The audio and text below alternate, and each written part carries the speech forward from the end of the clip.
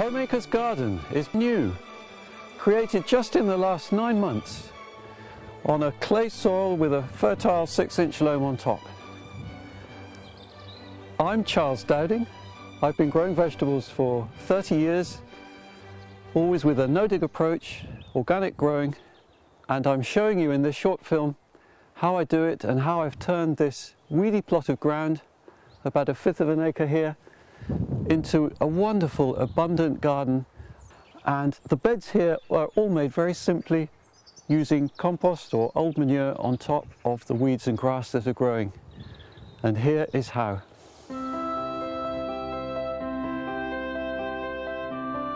With a no-dig approach, I just love the speedy abundance of growth, and my main output here for selling is salad leaves because they are so much in demand. I'm kneeling beside a bed which I planted in April, and I harvested lettuce all through May, June and July, and already now it's growing a second crop which I planted in August of mustards and endives, and the yields from these beds, just taking off outer leaves like this of this mustard, is phenomenal. Here I'm in the middle of the garden and I'm showing you beds which have no wooden sides, and the beauty of having no wooden sides is you save money and you have less pests, because in the British climate, at least where I am, it's quite damp and slugs is a major problem for us eating leaves. So I find wooden sides give home to slugs, and then the slugs come out and eat the leaves. No wooden sides, less slugs.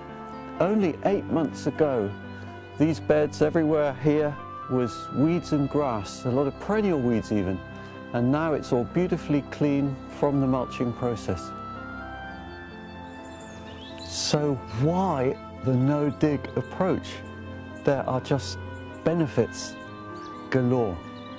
It's less work starting out, you don't have to dig or cultivate the soil, you get more harvests, and you have less weeds.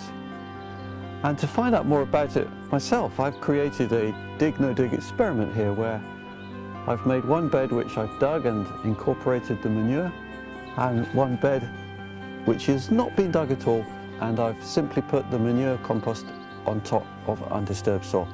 And I grow exactly the same vegetables and compare the harvests, and you can see both beds are abundant. The no-dig bed is actually slightly more abundant. This year I've harvested 47 kilos from the no-dig bed, 43 kilos from the dug bed for less work.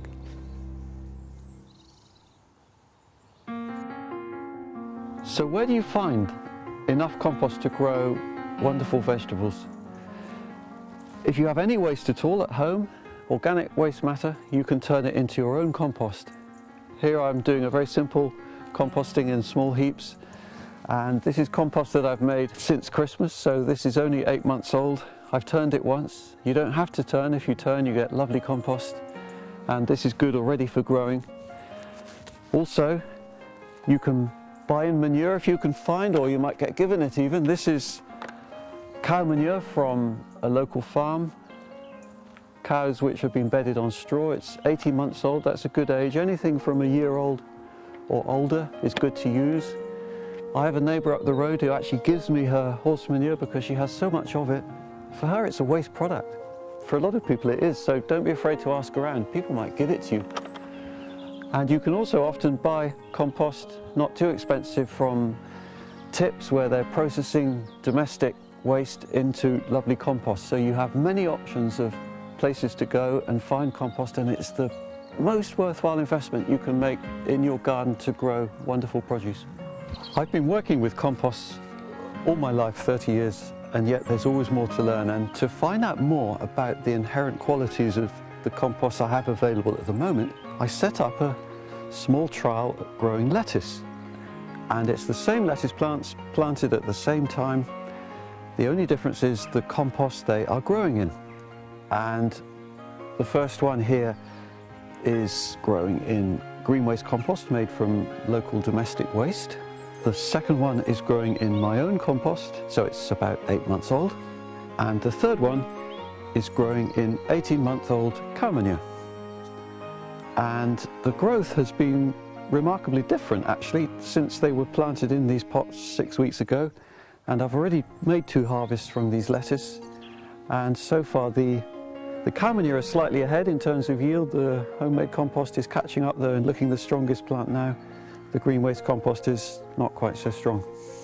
So maybe you don't have enough compost to smother the grass and weeds with compost on its own. There are other ways of starting a no-dig plot, and using a light excluding mulch is a very good method, such as cardboard, black polythene, or here for example I'm using carpet. It's a piece of old carpet that a friend who was moving house said she didn't want anymore, and so she just gave it to me. A lot of these resources are out there for free, and this is a nice old woolen carpet, which is good because then the chemicals don't leach into the ground. And I've laid it on the grass after putting down some cow manure, and it's now full of worms, and now I'm going to roll it back and plant some spring onions. So here I am where I spread some cow manure straight on the grass, no cardboard or anything else, but I did then cover it with carpet for a couple of months to help kill the grass and weeds, because I've only used about 2 or 3 inches of manure here. Firstly, I'm dibbing holes, so I'm making little holes with my wooden dibber straight into the manure, and then I'm planting. These are spring onions which I sowed in this module tray, and I'm just popping out each plug, popping it in the ground. And these spring onions grow very well in clumps. I'm not thinning them out, I'm planting them as a clump. Something I'm often asked is, can you sow carrots, parsnips into manure compost? And yes, you can. There's a lot of mythology about this, but the simple answer is you can sow carrots, parsnips, anything, any vegetables into compost manure on top of soil.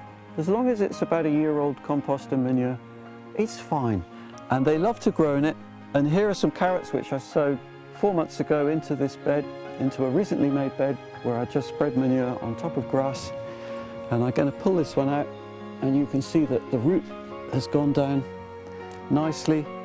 It's a lovely clean root. You can see how clean they often come out of compost and manure. And you can also grow, for example, potatoes. Here I have some which I harvested in July. We're now September, so they're already 3 months old.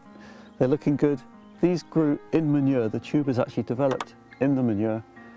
And what I did was to put the seed potato just tucked into the surface level soil where there was pasture grass still growing, then covered that with, in this case, year-old cow manure. And I also put a sheet of polythene, black polythene, on top to help keep the light out. So the tubers, the leaves grew through the polythene, the tubers developed in the manure under the polythene. And to harvesting is so easy with no-dig potatoes. You just pull them out. You don't need a spade or fork or anything because they're quite surface growing, although the roots of the plant have gone into the undug soil below and they can pull the moisture out of that. And likewise, other vegetables, some seeds I sow direct, but a lot of them actually I raise plants to plant out into the compost or manure of the beds I make. Endive plant there, for example. Here's a chervil plant. Other root vegetables, fennel, so that's bulb fennel. I've grown as a plug plant to plant out. And Swiss chard, here's another one. Very pretty plant. And you can see that's already quite a big plant. When you have plants of this size, you're almost halfway there really, so you can do a lot of your growing in a controlled space like a greenhouse, and then you have very easy growing after that.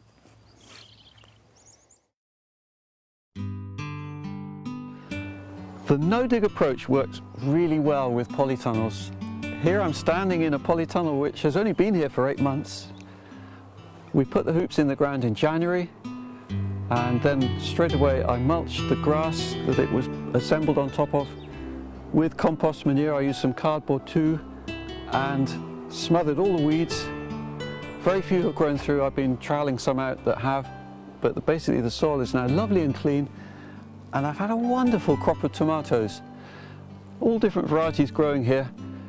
The ones in front are really one of my favourites. That's Sun Gold, which is an orange cherry of the most magnificent flavour. I warmly recommend you to it because not only is it a great tomato, it comes early.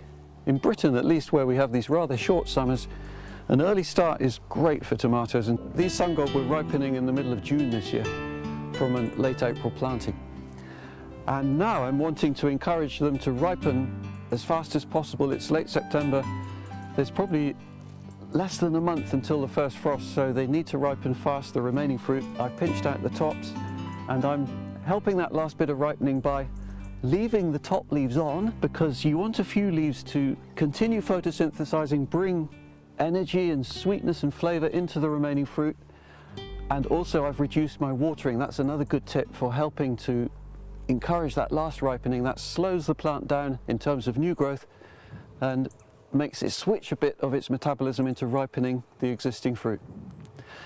And then when these tomatoes finish, all I'm going to do, very simple approach, is pull them out, put them on the compost heap and plant winter salad, which I'm currently growing in module trays. So this polytunnel will be full of winter salad.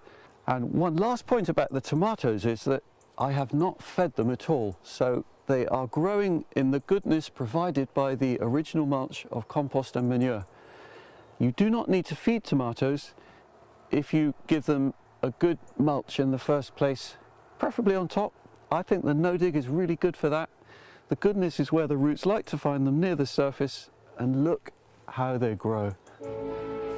I hope you've enjoyed this taster, this little experience of what I'm doing here, and the wonderful abundance you can have from gardening in this method.